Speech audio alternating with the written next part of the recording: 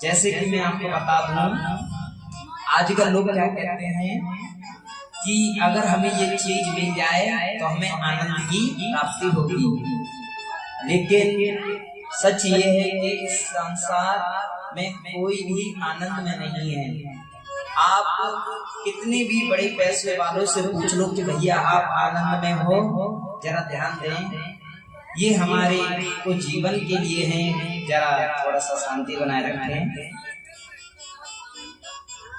आप किसी भी बड़े पैसे वालों से पूछो क्या आप आनंद में हो, देखिए आनंद में तभी हो सकते हैं जब हम भगवान का चिंतन करेंगे, भगवान की सेवा करेंगे और कुछ ना मांगने की इच्छा करेंगे, तभी आनंद में रह सकते हैं।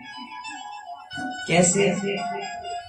आजकल लोगों की बड़ी बड़ी इच्छा है, जैसे कि कोई चाहता है कि हमारा मकान बन जाए, चलो भगवान की कृपा से बन भी गया, तो भगवान की कृपा से मकान बन भी गया, फिर कहते हैं कि मकान में एसी होना बहुत जरूरी है, तभी आनंद आएगा।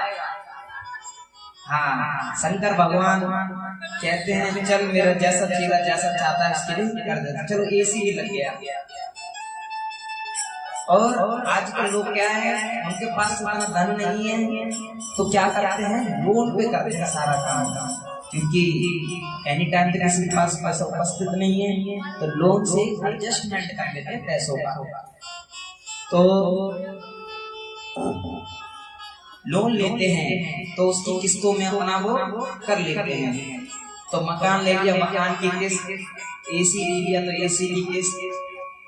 तो जैसे एक गरीब आदमी, एक अमीर आदमी, जैसे अभी इतनी भयानक धूप पड़ रही है तो दोनों के पसीने निकल रहे हैं। आप कहोगे एसी वाले के क्यों निकलने हैं, एसी वाला तो एसी में होगा, उसके क्यों पसीने निकल रहे होंगे।